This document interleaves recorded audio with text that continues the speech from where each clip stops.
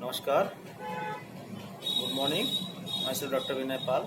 मैं आप लोगों को कोरोना में जो बहुत सारे चेस्ट एक्सपेंशन की एक्सरसाइजेस हैं जो ऑक्सीजन लेवल को बढ़ाने के लिए और जो चेस्ट में दिक्कतें हो जाती हैं, लाइक हवा नहीं पूरा हो रहा है, PO2 जो है नहीं बढ़ रहा है लोगों का, जिसको बोलते हैं ऑक्सीजन नहीं बढ़ पा रहा है, तो उसके लिए चेस्ट एक्सरसाइज, जिस चेस्ट की फिजियोथेरेपी जिसको कहते हैं, चेस्ट में हवा भरने की क्रिया, उसको मैं आज बताने जा रहा हूँ। और ध्यानपूर्वक उसको देखें और सब लोग कोशिश करें, जिसको अगर प्रॉब्लम है चेस्ट में, ये चाहे कोरोना पेशेंट हो या नॉन कोरोना पेशेंट हो, न्यूमोनाइटिस हो, न्यूमोनाइटिस हो, या फिर चेस्ट की जो समस्याएं होती हैं, जिसमें कि आप जो है छाती में हवा भरें, जैसे कि छाती की जो इंटरकास्टर मसल्स हैं, जो हमारी छाती में मसल, दो तरह की मसल, जो हवा लेने वाली मसल्स होती हैं जो हवा को इंस्पायर करती हैं, और एक्सपायरेशन मतलब जो बाहर निकालती हैं, उस मसल्स को स्ट्रेंथनिंग एक्सरसाइज मिलती है, उसको एक्टिव एक्सरसाइज मिलती है, उसको जो है पावर मिलता है।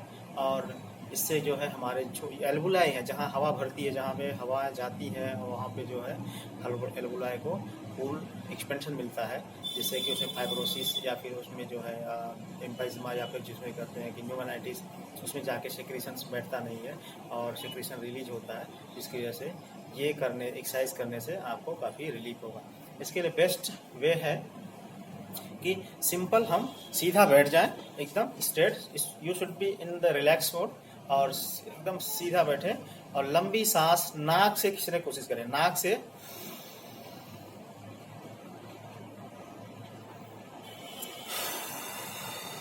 ध्यान ये रहे कि सांस को नाक से खींचना है और मुंह से फूंकना है, लेकिन सांस को पूरी तरह सांस खींचेंगे अंदर तो ध्यान दें कि सीने को फूलना चाहिए, सीना फूलेगा, पेट अंदर जाएगा, पेट आपका बाहर नहीं आना चाहिए। इसमें दो तरह की ब्रीदिंग होती है, एक तो जिसको बोलते हैं चेस्ट ब्रीदिंग, जो छाती की ब्रीदिंग, जिसमें छाती में हवा आती है, ऑक्सीजन भरता है, और दूसरा होता है डायफ्रामेटिक ब्रीदिंग, जो डायफ्राम हमारे पेट को और छाती को अलग करता है। एक तरह का एक डायफ्राम है, एक जो है पार्टीशन है, जिसको डायफ्राम बोलते हैं, तो डायफ्राम ब्रीदिंग होती है। जब कभी परेशानियां छाती में आती हैं, तो जैसे चोट लग जाए या फिर जिस तरह की परेशानियां, जो भी छाती की परेशानियां, सांस लेने की परेशानियां होती हैं, तो उसमें होता यह है कि आदमी पेट से सांस लेने लगता है, डायफ्रामेटिक ब्रीदिंग करने लगता है, जिससे छाती की ब्रीदिंग कम हो जाती है, जिसमें ऑक्सीजन लेवल कम होने लगता है, ऑक्सीजन हवा कम जाती है लोगों के पास, जिसकी वजह से ये परेशानियां आ जाती है और सिक्रेशन भरने लगता है, उसमें कफ भरने लगता है, उसमें न्यूमोनाइटिस पानी भरने लगता है, या फिर उसके फंक्शन कम होने लगते हैं, या फाइब्रोसिस होने लगता है जो चेस्ट में। तो इसके लिए विशेष ध्यान देना है कि हम सांस खींचते समय सीने को बाहर निकालेंगे। देखें, ध्यान से देखें, सीने को बाहर निकालना है, फोर्सफुली खींचे और try to hold for some time, then try to, जिसे दीपक बुझाते हैं, तो दीपक बुझाने की तरह ही आपको फूंक करके हवा वो बाहर निकालना है, जिससे ये होगा कि हमारे जो बाहर निकलने की जो मसल्स बाहर हवा को फेंकती हैं, उनको भी थोड़ा स्ट्रेंथनिंग एक्सरसाइज उनकी हो जाएगी, और उनको स्ट्रेंथनिंग एक्सरसाइज से काफी लाभ होगा, जिससे कि हमें दोनों क्रियाओं में एक काम आ जाएगा। तो नाक से लंबी सांस खींचे,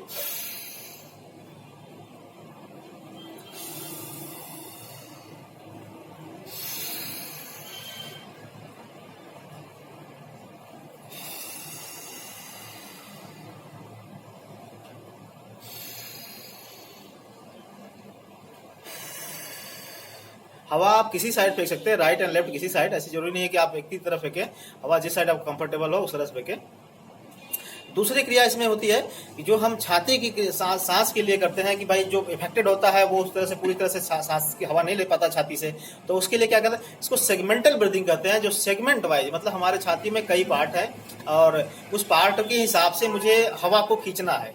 तो कैसे खींचना है वो मैं बताता हूँ। आप जैसे एपिकल, यहाँ पे होता है एपिकल पार्ट, अगर हम देखें कि दोनों ऊपर हमारे एपिकल पार्ट होते हैं इस साइड, तो हमें क्या होता है, अपने एक हाथ को ऊपर रखना है, क्लेविकल यहाँ पे है जिसको बोलते हैं कॉलर बोन, क्लेविकल के पास में हाथ को रखें ऐसे, और थोड़ा सा प्रेशर दें इसको, ठीक है। अब आपका ध्यान यहाँ पे होना चाहिए, सांस खींचेंगे तो यहाँ पे ऑटोमेटिकली यहाँ पे हवा एयर जाएगा और जगह की अपेक्षा, तो इसलिए आप इसी तरह सेम यहाँ पे हाथ रखिए और लंबी सांस खींचिए।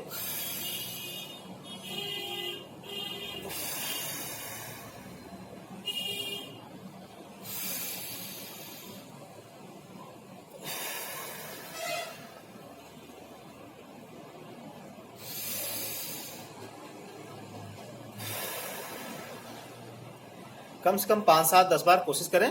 सिर्फ नेक्स्ट क्रिया दूसरे तरफ, आप दूसरी तरफ जो है लेफ्ट साइड रखें, अपना राइट हैंड को लेफ्ट साइड रखें क्लेविकल के जस्ट ऊपर, और इसको हल्का सा प्रेशर दें और सांस खींचें।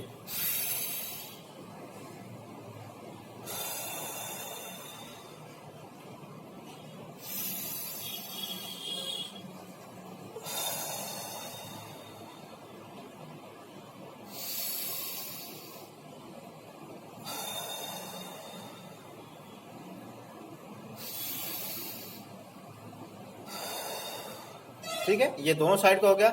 नेक्स्ट इसी तरह मीडियल लोब। अब हम मिडिल लोब के लिए जो हमारा निप्पल या ब्रेस्ट कहते हैं, ब्रेस्ट निप्पल के जो लेबल की है, ठीक है, निप्पल के लेबल में हम अपना हाथ रखेंगे पूरा जस्ट अबव द एक्सिला और बिलो द एक्सिला, और रख करके हल्का प्रेशर देंगे, और इसके बाद हम दोनों हाथ से भी हल्का हल्का प्रेशर दे सकते हैं, और फिर सांस खींचेंगे।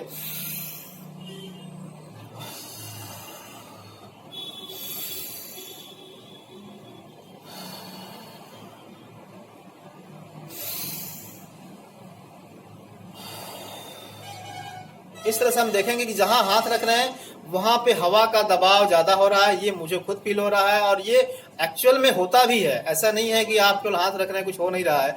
जहां पे आप हाथ रखेंगे वहां पे मेरी बॉडी की ये फेनोमेना है कि वहां पे वो हवा ज्यादा जाएगा, वहां कॉन्सेंट्रेशन ज्यादा होगा हवा का। इसलिए ये सेम चीज जहां भी आप निप्पल के ऊपर पूरा साइड में रखें। अगर लेडीज हैं तो आप ब्रेस्ट को थोड़ा साइड करके, साइड से ही एकदम साइड जस्ट एक्सिला के नीचे रखें, और यहाँ पे हाथ रखें और थोड़ा हल्का दबाएं, और इसके बाद फिर सांस खींचें।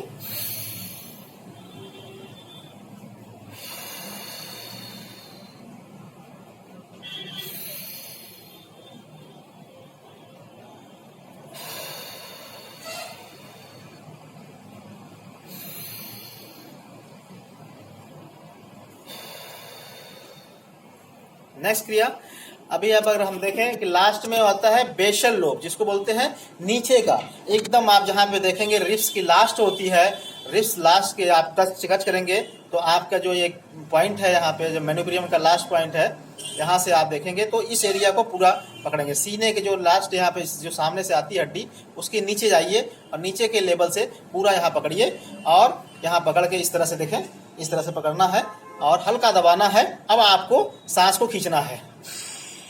देखिए हाथ बाहर गया, फिर से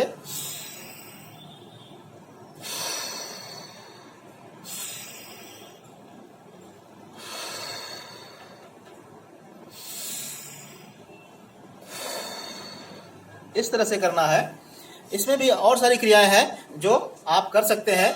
इसके लिए एक टॉवल लो, जिसको गमछा कहते हैं, तो गमछे को आप ले, उसको आप कम से कम 8 फोल्ड में करें, इतना चौड़ा करें, उसको मोड़ते हुए फोल्ड करते हुए इतना चौड़ा कर लें, और पीछे से पट्टी ला करके एकदम ब्रेस्ट के लेवल तक, ठीक है, यहाँ ला करके पूरा ऐसे पकड़ लेंगे। ठीक है, इस तरह से मैं आपको दिखाता हूँ, एक वो लेकर के मैं दिखाता हूँ। इस तरह से देखें, एक कोई आपने टॉवल ले लिया, जो तौलिया पूरा पीछे से रख करके, और ये इस तरह से बनाएंगे कि अपने चेस्ट के लेवल पे रखेंगे ऐसे। ठीक है, इस तरह से पूरा दोनों तरफ से आएगा, और इसको यहाँ होल्ड कर लेंगे। होल्ड करने के बाद कोई स्टेप, ठीक है। अब सांस को खींचेंगे। जैसे सांस खींचेंगे तो ये ढीला, रस्सी ढीला करना है, और सांस को छोड़ते समय रस्सी को टाइट करना है। ठीक है, रस्सी को सांस खींचेंगे तो ढीला करेंगे, और सांस को जब छोड़ेंगे तो टाइट करेंगे। ठीक है,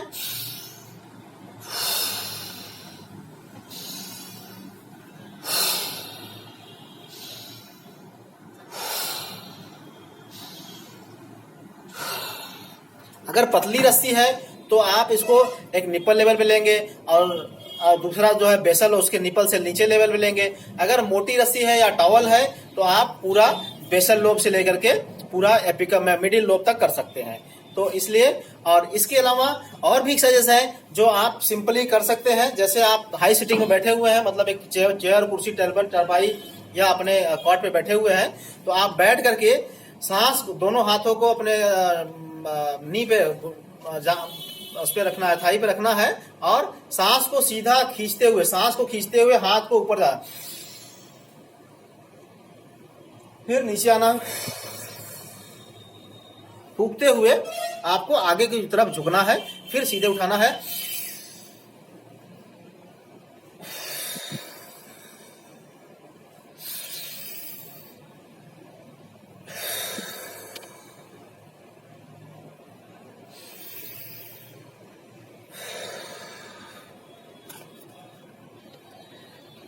सांस को खींचते हुए ऊपर झुकना है। देखें,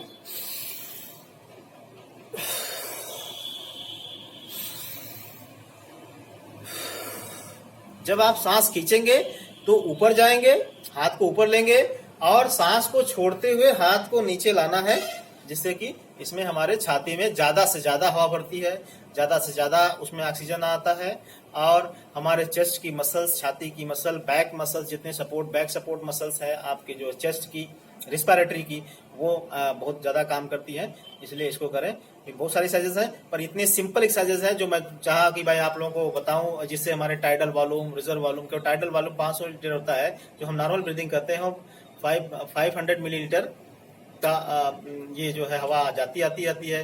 इसके बाद कितना रिजर्व रहता है, कितना आप जो है एक्सपेल कर सकते हो फोर्सफुली, वो सब चीजें इसमें है। लेकिन आप इतना करें, इससे आपको काफी लाभ राहत मिलेगी। धन्यवाद, थैंक यू।